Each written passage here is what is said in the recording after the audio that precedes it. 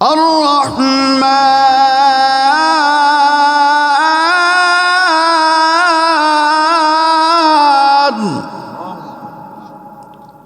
علم القرآن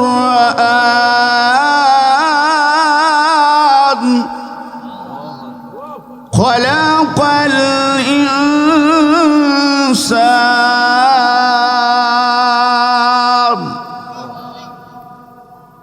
দুনিয়ার নিজাম হলো আগে মানুষ বিল্ডিং তৈরি করে তারপরে বিল্ডিংকে কারুকাজ করে রং লাগায় ইত্যাদি ইত্যাদি করে। পৃথিবীতে এমন কোনো ইঞ্জিনিয়ার জন্ম নিয়েছে যে এখন টাকা পয়সা কম, আগে বিল্ডিংয়ের রংটা করে ফেলবো, পরিবর্তন সময় টাকা হইলে বিল্ডিংটা আবার মজবুত করে করব, এরকম নিজাম দুনিয়াতে নাই। কিন্তু আল্লাহ তাআলা এখানে একটা নিজাম উল্টো বর্ণনা করেছে। আসলে উল্টো বর্ণনা করে নাই, পৃথিবীর মানুষকে একটা মেসেজ দিয়ে গেছে। মানুষের এই দেহটার ভিতরে দুইটা সত্তা আছে। কয়টা সত্তা আছে? দুইটা সত্তা। একটা হলো দেহ আর একটা হলো মন। আমরা বলি না দেহ মন, এই মনটাই হলো কলব। মানুষের দেহের যখন খাদ্যর প্রয়োজন হয়, মানুষ দেশ থেকে দেশ বিদেশ থেকে দেশ বা দেশ বিদেশ পর্যন্ত খাবার প্রয়োজন মেটানোর জন্য দৌড়াদৌড়ি করে ছুটাছুটি করে এক দেশ থেকে আরেক দেশ পর্যন্ত দেশান্তরিত হয়ে যায়, হয় না? নিজের বিবি বাচ্চা হালে আওলাদ আত্মীয় স্বজন রিশতেদার সবগুলো রেখে মালয়েশিয়া জন্মায়, সৌদি আরব যায়, কুয়েত যায়, আমেরিকা যায়, লন্ডন যায়। কারণটা কি? তার দেহের ভিতরে খাদ্যের প্রয়োজন মেটানোর জন্য।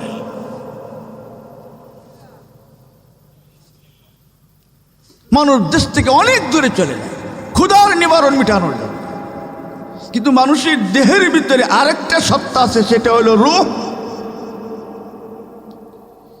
এই রূহ সত্তা নামক রূহ যখন ক্ষুধা লাগে, এটা মিটানোর একমাত্র, এই রূহের খোরাক মেটানোর একমাত্র সবচেয়ে বড় খাদ্য হইল মহাগ্রন্থ আল কোরআন। চিৎকার করে বলেন সুবহানাল্লাহ। মহাগ্রন্থ আল কোরআন আধ্যাত্মিক রাহবার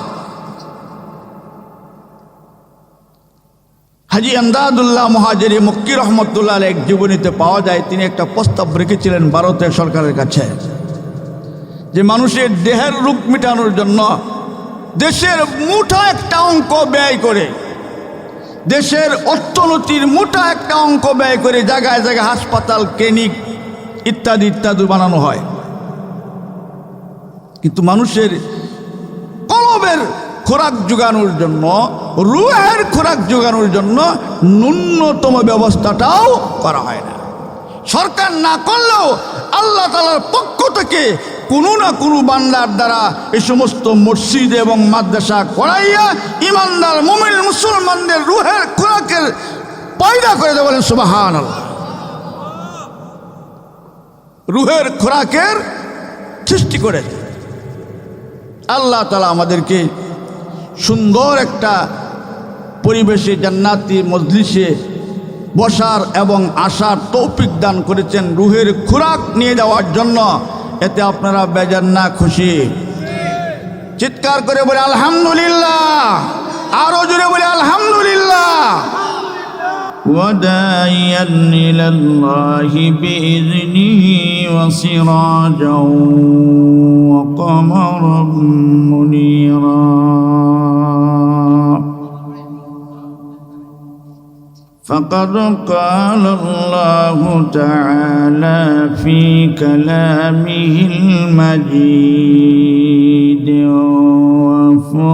وفرقانه الحميد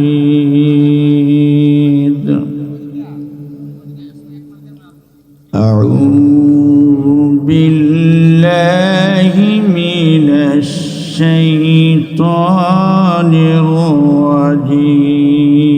الرجيم পারলে আমার সাথে পড়েন সকলে। আউযু বিল্লাহি মিনাশ শাইতানির রাজিম। বিসমিল্লাহির রাহমানির রাহিম। আর-রাহমান, ছোট শব্দ সকলে পড়তে পারবেন, আমার সাথে পড়েন। আর-রাহমান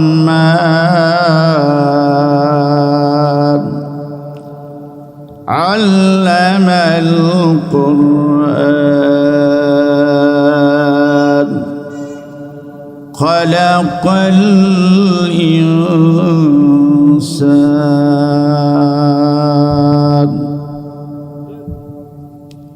وقال رسول الله صلى الله عليه وسلم من قرأ القرآن بغيره فليتبوأ مقعده من النار. وكان تعالى مخبرا وآمرا إن الله وملائكته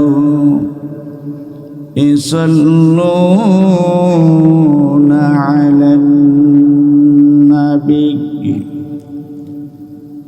يا أيها الذين آمنوا صلوا عليه وسلموا تسليما.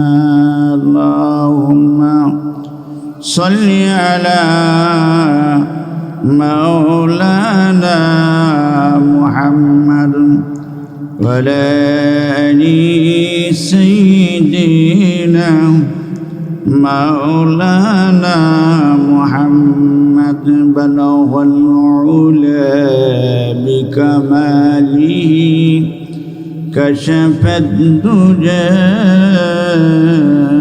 بجماله حسنت جميع خصاله صلوا عليه وآله. সকলেই পড়ি। বালাগাল উলা বিকামালিহি কাশাফাদ দুজা বিজামালিহি حسنت جميع خصاله صلوا عليه وآله.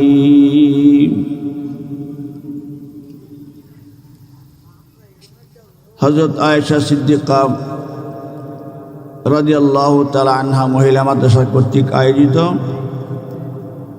বাৎসরিক পুরস্কার বিতরণ ও ওয়াজ মাহফিলের পরম শ্রদ্ধেয় সভাপতি, প্রধান মেহমান, প্রধান বক্তা, বিশেষ বক্তা, বিভিন্ন মসজিদ থেকে আগত আইম্মায়ে মাসাজিদ, অসংখ্য সূর্য সন্তান, সুদক্ষ পরিচালকবৃন্দ, আমার সামনে উপবিষ্ট মুরব্বিয়ানে আজম, দিন প্রিয় তৌহিদি জনতা, যুবক ভাইয়েরা, কচিকাচারা, পর্দার অন্তরালে মা ও ভগ্নীগণ, মহান আল্লাহ তাআলার দরবারে কালিমাত্র শুকুর গুজার করছি, যিনি আমাদেরকে জান্নাতুল বাগান মাজালিসুর রহমানে বসার তৌফিক করে দিয়েছেন, সুযোগ করে দিয়েছেন। বিশ্ব মানবতার মুক্তির দূত সরকারে দু আলম, আফজালুল আম্বিয়া, আশরাফুল আম্বিয়া, খাতামুন নবিয়্যিন মুহাম্মদুর রাসূলুল্লাহ সাল্লাল্লাহু আলাইহি ওয়াসাল্লামের উপর অসংখ্য দুরূদ ও সালাম। আল্লাহ পাক আপনাকে আমাকে জান্নাতের বাগানে বসার মতো তৌফিক দান করেছেন। আল্লাহ পাক তৌফিক দিয়েছেন বিদায় আমরা বসতে পেরেছি, আর না হয় আমাদের বসার কোনো সুযোগ ছিল না। চিৎকার বলেন, সুযোগ ছিল না। অসংখ্য মানুষ এলাকাতে আছে, আল্লাহ পাক তাদেরকে তৌফিক দেয় নাই, এই জন্যই জান্নাতের বাগানে বসতে পারে না। অনেকে হয়তো মনে করছে যে আমাদের পাশে 51 নং ওয়ার্ডে আলেম ওলামা কর্তৃক আয়োজিত আজকের ইসলামী মহাসম্মেলন, যে সম্মেলনের প্রধান আকর্ষণ হিসাবে উপস্থিত থাকবেন দেশের শীর্ষস্থানীয় ওলামায়ে কেরামের মধ্যে শাইখুল হাদিস আল্লামা মামুল হক হাফিজাহুল্লাহ, আর অসংখ্য ওলামায়ে কেরাম থাকবেন। এই জন্যই এই ছোটো মাহফিলে লোক কম। আমি বলবো এটা একটা ভুল ধারণা। এই এলাকার মানুষ সব কি 27 মাঠে চলে গেছে? যায় না। তাহলে আমরা কিভাবে তুলনা করব যে আরেকটা মাহফিলের কারণে এখানে লোক আসার সুযোগ হয় নাই? লোক কম থাকলেও আমি মাঝে মধ্যে বলি, খাবারটা আমরা অনেক রকম আইটেম করি, মাঝে মধ্যে সংক্ষিপ্ত খাবারে আমরা একটা আইটেম করি। যদি তেমন একটা কিছু খাবার না থাকে, একটা ডিম যদি আপনি গুছিয়ে গেছে পেঁয়াজ রসুন ইত্যাদি আপনি পরিমাণ মতো দিয়ে ছোট্ট একটা মুরগির ডিম যদি আপনি লুচি সম্মতভাবে পাক করতে পারেন, 1 প্লেট ভাত খাওয়া যায়। কি বলেন? সম্ভব হয়।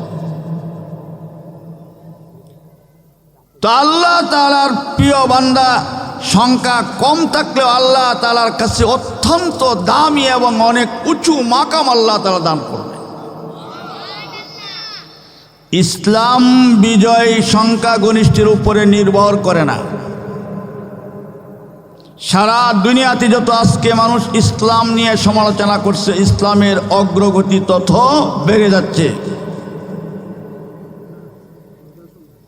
আমি আলোচনা শুরুতেই একটা কথা বলে রাখব, ইসলামকে নিয়ে মানুষ যত সমালোচনা করবে ইসলামের গতি তত বেড়ে যাবে। এটা বানানো কথা নয়। বিশ্বনবী মানবতার মুক্তির দূত সরকারে দু আলম সাল্লাল্লাহু আলাইহি সাল্লাম যখন মক্কা নগরীতে সর্বপ্রথম এই বাণী মানুষের কাছে আহ্বান করেছিলেন, ইয়া আইয়ুহান নাস কুলু লা ইলাহা ইল্লাল্লাহ। সমাজের নেতৃস্থানীয় যারা ছিল তারা বুঝে ফেলেছে, যারা দুনিয়াতে চালাক মনে করে তারা বুঝে ফেলেছে যে ওয়াজ মাহফিলে গেলে কি কথা বলবে। নিজেদেরকে খুব চালাক মনে করে। আল্লাহ বলেন এরা চালাক না, চালাক হলো যারা নিজের প্রয়োজনকে বিসর্জন দিয়ে মিটিয়ে দিয়ে উলামায়ে কেরামের সহবতে দিনের মজলিসে বসে জান্নাতের বাগানে বসে যারা আলোচনা শুনলো তারা হলো সবচেয়ে বড় চালাক। বলেন সুবহানাল্লাহ।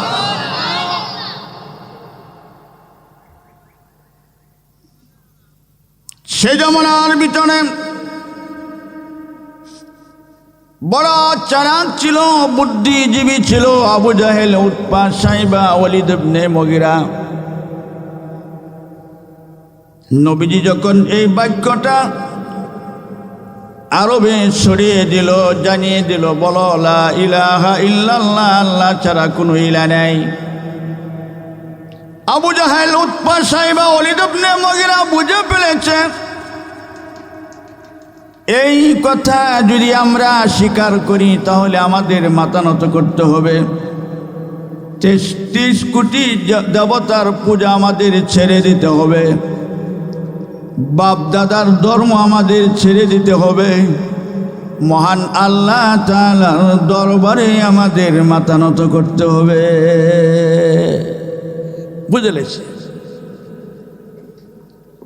ঘোষণা করে দিলেন মুহাম্মাদের এই কথা যা আমরা শুনেছি বাহিরের মানুষ যেন আর না শোনে। সে জমানার ভিতরে হজের মৌসুমে দূর দূরান্ত থেকে অনেক বণিকরা, অনেক কাফেলারা মক্কাতে আসত। কেউ আসতো হজ পালন করার জন্য, আর কেউ আসতো ব্যবসা বাণিজ্য করার জন্য বণিক হিসাবে। আমাদের দেশ থেকে ওয়াজ মাহফিল বলে, ওয়াজ মাহফিল যত সুদা না থাকে ব্যবসায়িক তত বেশি থাকে, এটা আগেও ছিল।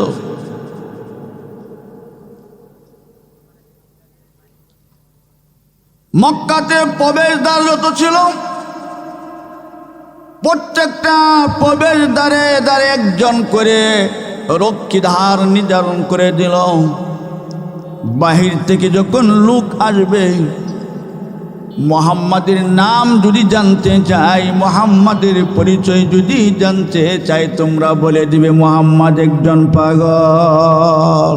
বলে নাউযুবিল্লাহি মিন যালিক। মানুষের একটা স্বভাব আছে, যে জিনিস নিষিদ্ধ থাকে এই জিনিসের প্রতি কৌতূহল জমায়। আরবীতে প্রবাদ কথা আছে, মুনিয়াল ইনসান ও হেরেস। যে জিনিস নিষিদ্ধ থাকে এটার প্রতি মানুষ বেশি লোভবতী হয়, আরো দাপিত হয়।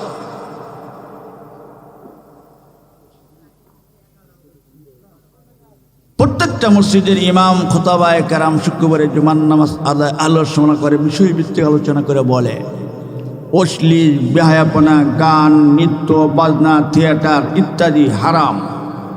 শোনেন না আপনারা? যারা যায় এরা মানুষ না অমানুষ? যারা এখানে যায়, শোনার পরেও যারা যায়, দেখে যাইয়া দেখে একবার কি হয়। মক্কার প্রতিটা প্রবেশদ্বারে রক্ষীদার নিযুক্ত করে দিলেন। মুহাম্মাদের সাথে কেউ যদি সাক্ষাৎ করতে চায়, আস্তে আস্তে বলে দিবা মুহাম্মাদ হলো একটা পাগল, অশিক্ষিত মূর্খ মানুষ, নাউযুবিল্লাহি মিন যালিক। তার সাথে কেন দেখা করবা? আমাদের মক্কার বড় বড় লিডার উতবা, আবু জাহেল সাহেব, ওয়ালিদ ইবনে মুগীরার সাথে যদি সাক্ষাৎ করতে চাও, পার্সোনাল তোমার তার সাথে একটা সাক্ষাতের ব্যবস্থা করে দেব।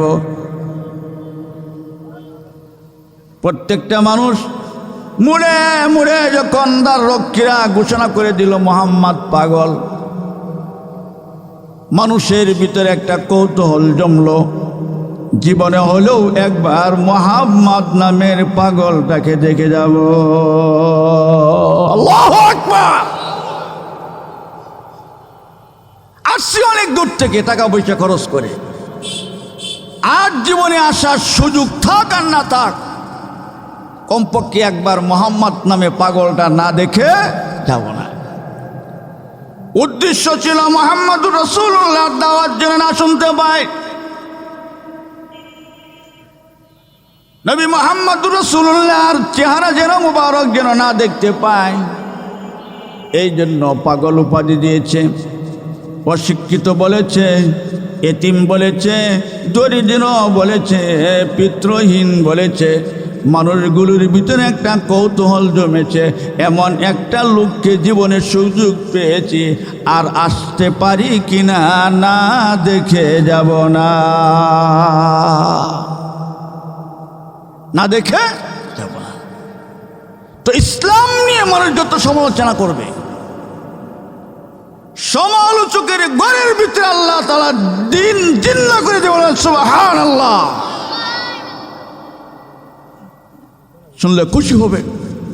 যারা 7 সমুদ্র 13 নদীর ওপার থেকে ইসলামকে বিভিন্ন নামে তকমা দিয়ে আখ্যায়িত করে ওই সমস্ত রাষ্ট্রের ভিতরে সারি সারি যাকে যাকে কাতারে কাতারে মানুষ মুসলমান হচ্ছে, বিঘার বিঘা সম্পত্তির উপর বড় বড় মসজিদ মারকাজ হচ্ছে। ইসলাম নিয়ে সমালোচনা করে। আল্লাহর কোরআন নিয়ে যে যারা সমালোচনা করবে, আল্লাহ তাআলা কোরআনের বাতি এখানে আরো জ্বালিয়ে দিবেন, আরো জ্বালিয়ে দেবেন। গত কয়েক বছর আগেও তো আপনারা এরকম বক্তৃতা শুনছেন। বাংলাদেশের মাদ্রাসাগুলো, কওমি মাদ্রাসাগুলো ব্যাঙ্গের ছাতার মতো গজায় উঠছে। মাদ্রাসা বন্ধ হয়েছে না আরো বাড়ছে? বন্ধ হয়েছে না আরো বাড়ছে। আল্লাহ আরো বাড়িয়ে দিবেন। এ বাংলাদেশের ভূমি ওলি আল্লাহদের ভূমি, খাঁটি মুসলমানদের ভূমি। এই ভূমির ভিতরে আল্লাহ একদিন না একদিন দিন জিন্দা করে দিবেন, দিবেন, এতে কোনো সন্দেহ নাই। আমি কালামে পাক থেকে আগে বলেছি লম্বা আলোচনা করব না, মেহমানরা চলে আসতেছেন। আমি কালামে পাক থেকে সূরাতুর রহমানের প্রথম 3টা অংশ তেলাওয়াত করেছি, 3টা আয়াতের অংশ। আর-রহমান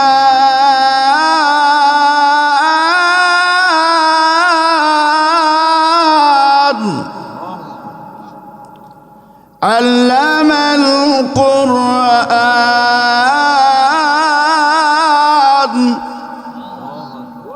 খলাকাল ইনসান।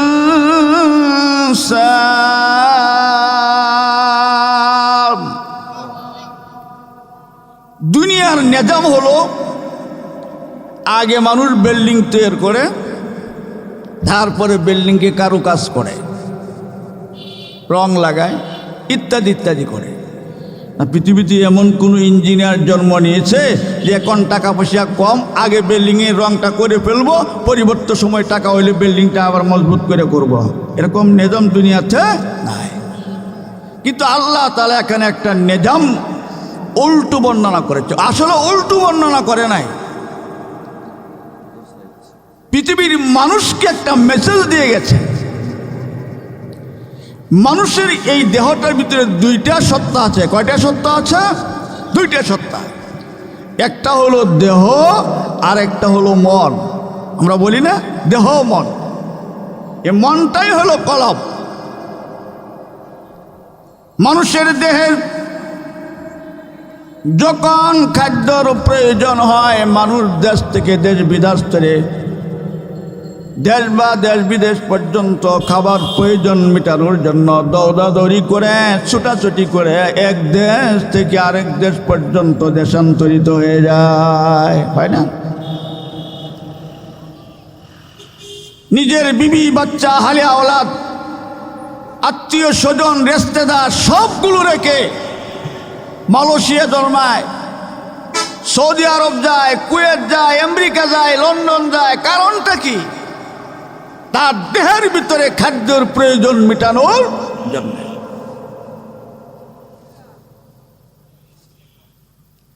মানুষ দেশ থেকে অনেক দূরে চলে যায় ক্ষুধার নিবারণ মেটানোর জন্য। কিন্তু মানুষের দেহের ভিতরে আরেকটা সত্তা আছে, সেটা হলো রূহ। এই রূহ সত্তা নামক রূহ যখন ক্ষুধা লাগে, এটা মিটানোর একমাত্র, এই রূহের খোরাক মেটানোর একমাত্র সবচেয়ে বড় খাদ্য হইল মহাগ্রন্থ আল কোরআন। চিৎকার করে বলেন সুবহানাল্লাহ। মহাগ্রন্থ আল কোরআন আধ্যাত্মিক রাহবার